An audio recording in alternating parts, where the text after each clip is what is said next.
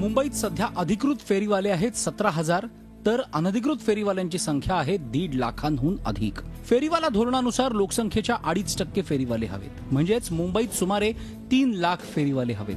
परंतु बीएमसी नव्या फेरीवाल्यांना परवाना देत नाहीये। गेल्या 9 महिन्यात अनधिकृत फेरीवाल्यांवर कारवाई करून बीएमसीनं 1,60,00,000चा दंड वसूल केलाय। अधिकृतरित्या दंड एवढा तर हप्त्याची रक्कम किती असेल? अभ्यासकांच्या म्हणण्यानुसार वर्षभराची ही रक्कम अंदाजे 1000 कोटींच्या घरात जाणारी आहे। बीएमसी अधिकारी आणि पोलीस लोकप्रतिनिधी यांच्यासाठी अनधिकृत फेरीवाले ही सोन्याची अंडी देणारी कोंबडी आहे, ज्यांना परवाना दिल्यास ही कोंबडी मरून जाणार आहे।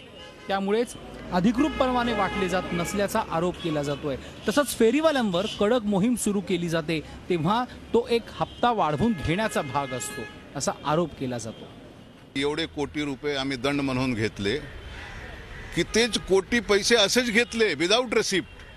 फेरीवाल्यांचा माल आणतात, गोडाऊन मध्ये ठेवतात, 1000 दे, 2000 दे, 1000 दे, 2000 दे, आणि हे मी बोलत नाही तसं नाहीये। 227 नगरसेवक आहेत, ते काय करतात मला काय कल्पना नाहीये। आणि प्रत्येक ते 24 गोडाऊन आहे आणि 2 WREचे गोडाऊन, प्रत्येक ठिकाणी असंच चालू आहे।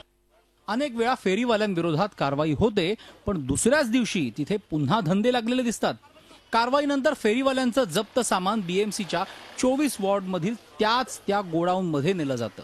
या प्रत्येक गोडाऊनच्या ठिकाणी 0 नंबरचा दलाल असतो, जो जप्त करून आणलेले साहित्य परत करण्यासाठी फेरीवाले आणि बीएमसी अधिकाऱ्यांच्या मध्ये मांडवली करण्याचं काम करतो।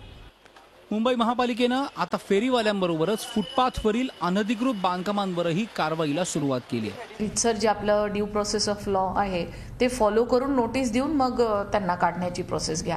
तर ही वॉर्ड लेवलला सगळी ऍक्टिव्हिटी संबंध मुंबईभर सुरू असताना आपल्याला दिसते आहे। फेरीवाल्यांना केवळ परवाने देऊन चालणार नाही, तर त्यांच्यासाठी हॉकर झोन बनवावे लागतील।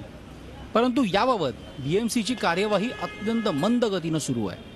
Krishnat Patil, Zee media, Mumbai. Zee 24 तास रहा एक पाऊल पुढे।